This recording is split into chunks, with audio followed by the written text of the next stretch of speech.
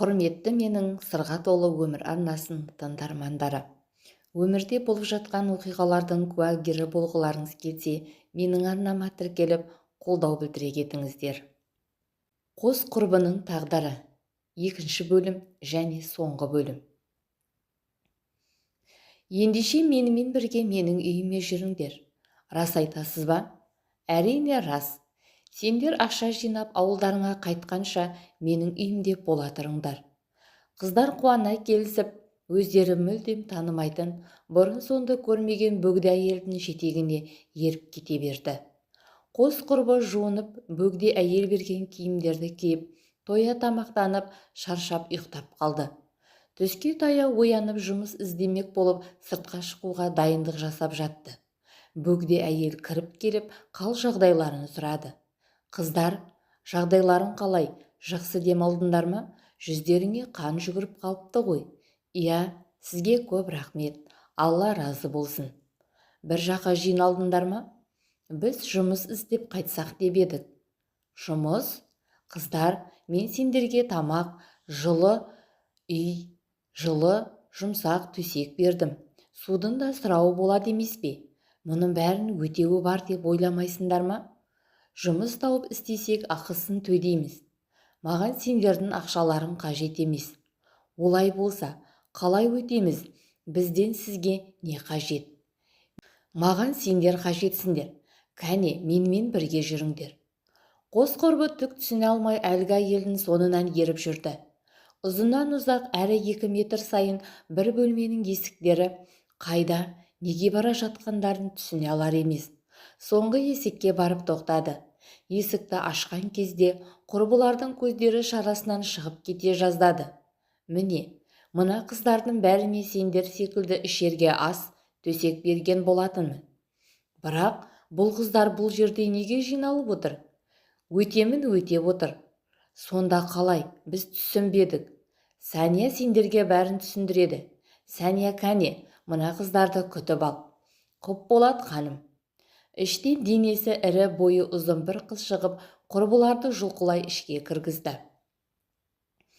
Ей қыз, мұның не? Тез жібер бізді. Әйтпесе не істейсің? Кәне көрсет өнеріңді. Ұлжалғас дәу денелі қызға қарай қол көтермек болып еді, әлгі дәу қыз Ұлжалғастың тамағынан қысып, буындырып өлтіруге сәл қалды. Әлім білмеген әлек деген, мына қыздардың бәрі менің бұйрығыммен отырып тұрады. Сендер де маған бағынышты боласыңдар. Бағынбасаңдар, сендерге тозақтың азабы қалай боларын көрсетемін. Қос құрбы өздерінің қандай тозаққа тап болғанын түсінгендей болды. Сендердің бұларың не? Ардан бездіңдер ма?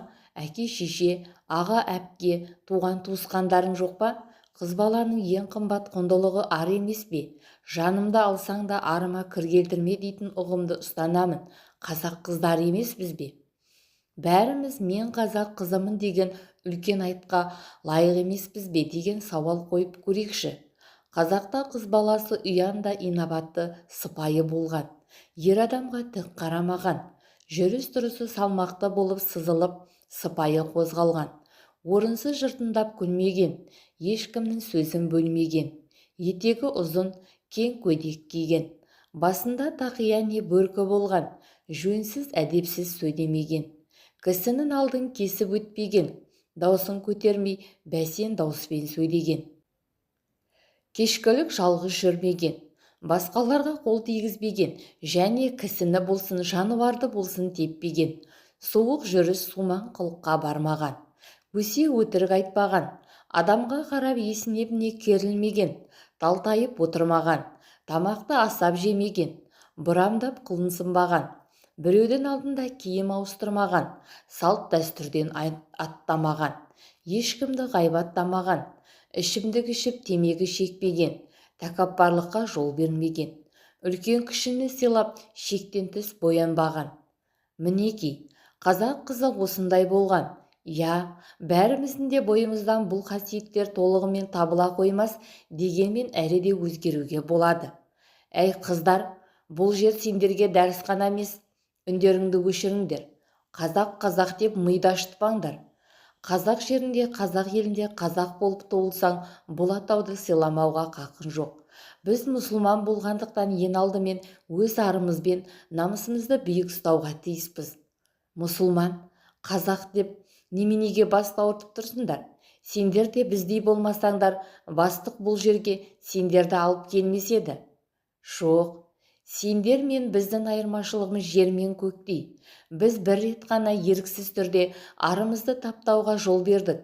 Бірақ енді басымды шапса да оған жол бермеспін. Арымның жолында жаным садаға кетсін. Ал сендер өз еріктеріңмен арларыңды таптатып жүрген, кеудесінде жаны жоқ жай ғана қуыршақсыңдар. Егер кеуделеріңде жүректерің болса, бұлай жүрмес едіңдер.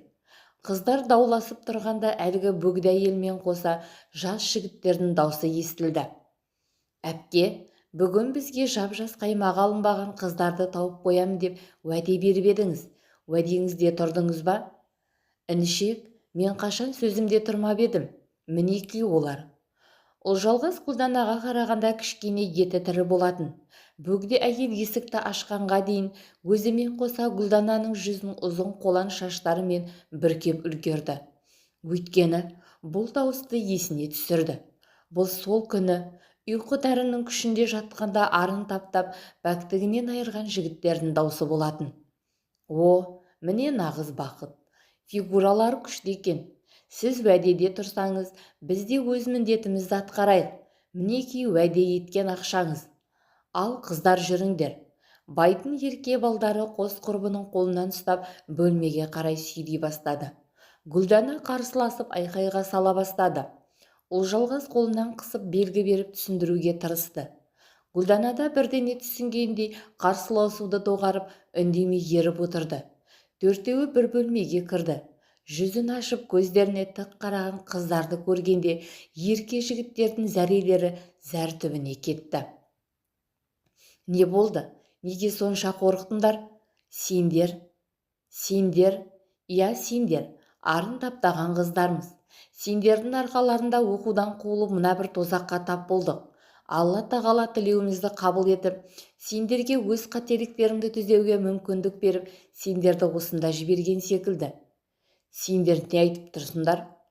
Ұлжалғыз бөлмеде тұрған ішімдіктің бөтелкесін қабырғаға ұрып сындырды. Үлкендеу сынығын алып абдырап тұрып қалған жігіттің біреуінің мойнына жармаса кетті. Гүлдана жүгіре қашып Ұлжалғыздың артына тығылды. Қимылдаушы болмаңдар, әйтпесе осып жіберемін. Өлсем өліп, қамалсам қамалып кетейін. Есесіне мына әлем біреу болса да сенде оңбағаннан тазарып қалады. Жібер деймін. Жаның тәтті ме? Өлгің келмейді, ә? Ендеше сен екеуің бізді мына жерден алып шығасыңдар. Армандаушы болмаңдар. Ендеше соңғы тілегіңді айт. Мұнда табынып жүрген әпкелерің өзіңнің артын ашпау үшін сенің өлігіңді көзге көрсетпей құртып, жабулы қазан күйінде қалдырса керекті.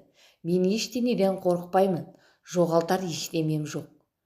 Ұлжалғыз жігіттің мойнындағы шиша сынығын одан әрі тақай түсті. Жаны қиналса керек, жігіт көп күттірмей келісімін берді. Жарайды, сендерді алып кетемін. Бірақ қалай?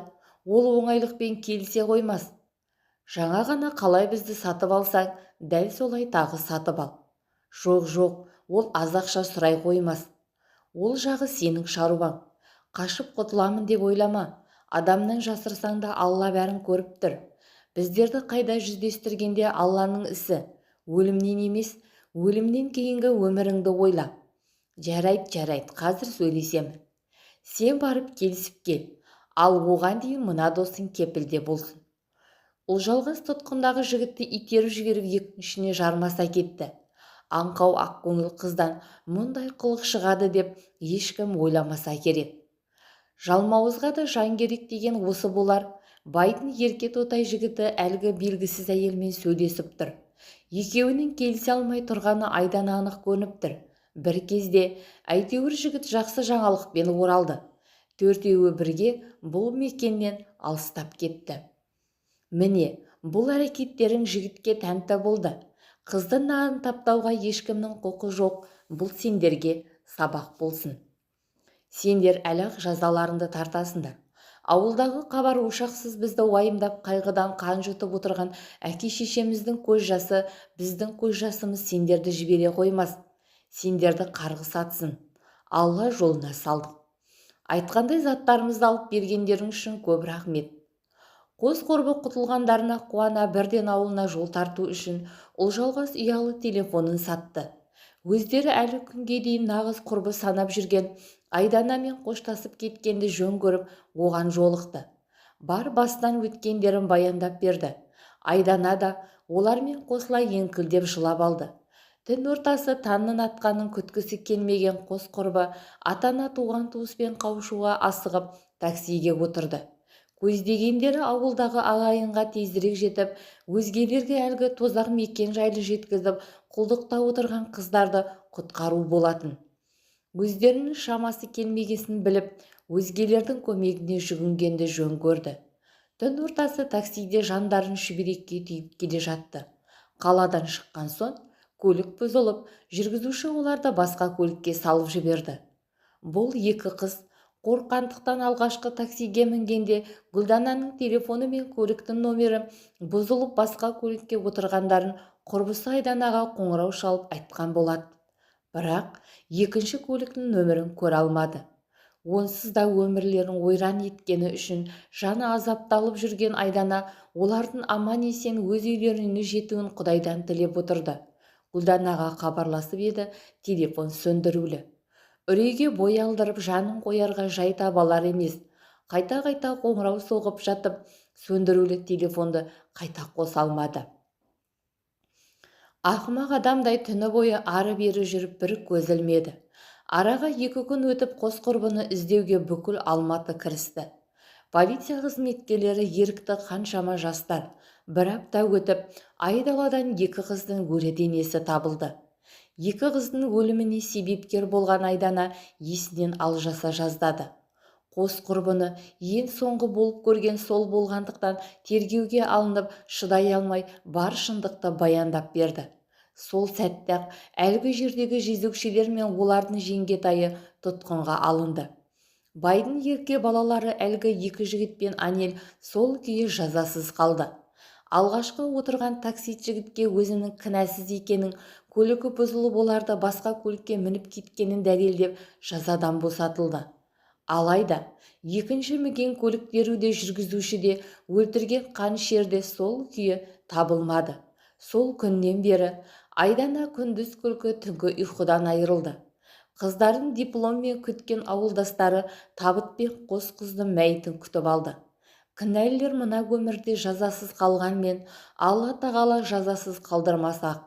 Қос тағдыр, қос құрбының күлі көкке ұшты. Бұл оқиғаның орын алғанына 14 жылдай уақыт өтіпті.